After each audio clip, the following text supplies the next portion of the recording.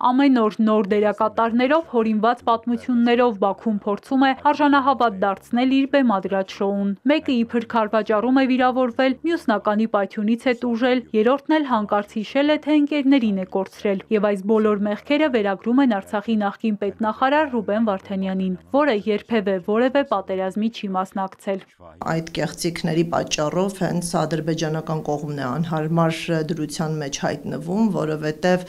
իրադարձությունները, օբյեկտիվ տվյալները եւ վարկածները իրարամերժ, հակասող եւ շատ տեսանելի են դառնում հանրության տարբեր խմբերի համար։ Եթե Ռուբեն Վարդանյանին մասնավոր պաշտպանն օգնում է խնդիրներն ավելի ակտիվ բարձրաձայնել, մյուսների դեպքում այսպես կոչված պաշտպանության գործը ստանձնել է Ադրբեջանի հանրային պաշտպանի գրասենյակը, որը պարզապես գրպանային փաստաբանություն է անում։ Դաժանություն ու կեղծիքներ, սա է Ալիևի ռեժիմի իրական դեմքը։ Վաշինգտոնում ահազանգել է Վարդանյանի միջազգային փաստաբանը։ Միացյալ Նահանգների կոնգրեսում լսումների ժամանակ Ջարեդ Գենսերը դիմել է Թրամփի վարչակազմին, կոչ անելով միջամտել, պատասխանատվության ենթարկել ու զսպել Ադրբեջանին։ Ռուբենի իրական հանցագործությունը պարզապես Լեռնային Ղարաբաղի հայ քրիստոնյա ժողովրդի արժանապատվության եւ ինքնորոշման իրավունքի պաշտպանությունն էր։ Հարավային Կովկասի մի տարածաշրջան, որը հայերը անվանում են Արցախ, էթնիկ զտումից հետո Ադրբեջանը միայն արագացրեց իր երկարատև ջանքերը տարածաշրջանում հայ քրիստոնյաների ներկայության ցանկացած հետք ջնջելու համար։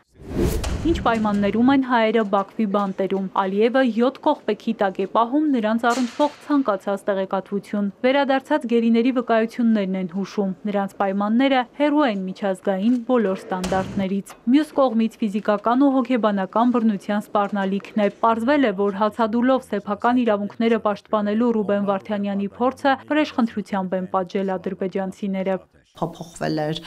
խուցը, անձը զրկվել էր սննդից, հեռախոսազանգերի հնարավորությունից եւ այլն, եւ մենք համանման վարվելակերպ տեսնում ենք նաեւ այլ հայերի նկատմամբ։ Վարդանյանի ու ռազմաքաղաքական մյուս ղեկավարների դեմքով Ադրբեջանն իրականում Արցախի ինքնորոշման իրավունքն է դատում։ Սահակյանն ասում է, այսպիսով ներպետական ատյաններով փորձում են հաստատել նարատիվը, թե Հայաստանն օկուպանտ է։ Այս թեզերի միջոցով Ադրբեջանը փորձում է արդարացնել ուժի գործադրումը։ Օրինակ նույն Արցախի պարագայում վերջիններս նշում էին, որ դիմում են ինքնապաշտպանության։ Ներկայումս էլ փորձում են ցուցադրել, որ Հայաստանը ունի շարունակական հավակնություններ Ադրբեջանի տարածքների նկատմամբ, ինչը կարող է արդարացնել ուժի գործադրումը։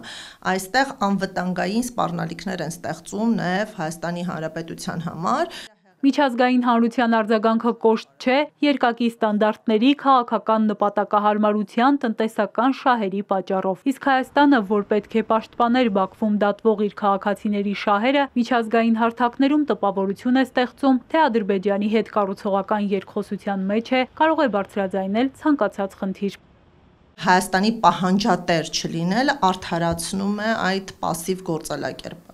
Բաքվի այսպես կոչված բաց ու հրապարակային դատավարություններին կարող են մասնակցել միայն ցուցակագրված մարդիկ։ Միջազգային որևէ դիտորդ, իրավապաշտպան կամ լրագրող տեղում դատերին հետևելու, գերիների հետ զրուցելու հնարավորություն չունի։ Իրավապաշտպանի խոսքով բազմաթիվ մեխանիզմներ կան ճեղքելու տեղեկատվական այս վակումը։ Այլ հարց է, ունի արդյոք Երևանը քաղաքական կամք դրանք գործի դնելու համար։ Գործիքներից մեկն օրինակ հյուպատոսական այցելությունների իրավունքն է։ Մի շարք հասարակական կազմակերպություններ, այդ թվում մեր հասարակական կազմակերպությունը դիմել էր արտաքին գործերի նախարարությանը եւ Շվեյցարիայի համադաշնությանը, խնդրելով ապահովել հայերի հյուպատոսական ծառայություններ ստանալու հնարավորությունը։ Շվեյցարական կողմը դրական է արձագանքել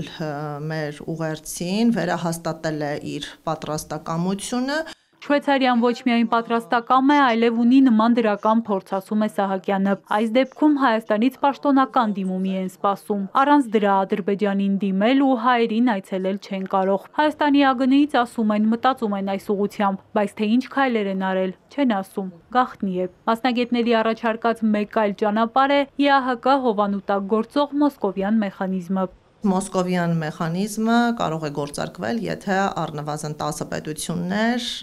քվեարկում եւ մեխանիզմի ստեղծմանը աջակցություն են հայտնում կրկին, եթե Հայաստանի Հանրապետությունը ակտիվ դիվանագիտական ջանքեր իրականացնի, կարծում ենք 10 ձայնը այն անհաղթահարելի շեմը չէ եւ այս պայմաններում հնարավոր կլինի ունենալ փաստահավաք առաքելություն եւ էքսպերտային խումբը կմեկնի Ադրբեջան, հանդիպումներ կունենա հայ պատանների հետ։ ԱԳՆ-ում սրանից էլ են տեղյակ, աշխատում են այս ուղղությամբ, թե ոչ, գիտեն միայն իրենք։ Ամեն անգամ, երբ խոսք է գնում գերիներին հայրենիք վերադարձնելու մասին, բոլոր պատասխանատուները միաբերան պնդում են. աշխատանք կա, պարզապես հանրայնացնել չեն կարող։ Էրմինե Ղարիբյան, Սիմիկ Մայիլյան, Էպիկենտրոն։